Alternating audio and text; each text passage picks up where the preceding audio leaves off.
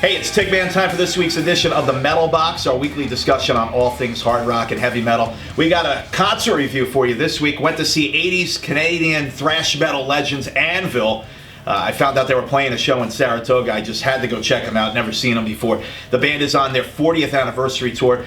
The show was at a small club called the Putnam Den. Really cool old style rock club. It was really cool to see. Great night of 80s metal. The band has been influential to many huge metal bands, including the Big Four: Metallica, Megadeth, Slayer, and Anthrax.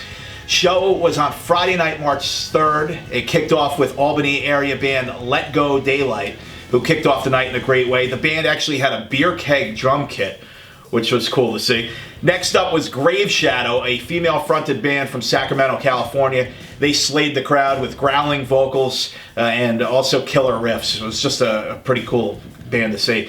And a highlight for me was Ventura, California's Night Demon. They were next with the sound of old-school Iron Maiden. The band killed it. They even had their own mascot, much like Iron Maiden's Eddie. They had a Grim Reaper-style character that came out on stage and hovered over the band.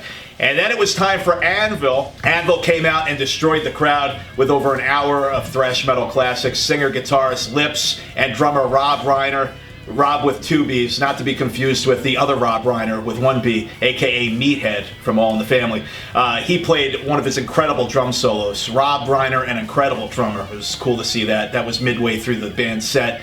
And then they wrapped up at the end with the encore, which featured the classic anthem Metal on Metal and the Steppenwolf cover of Born to Be Wild.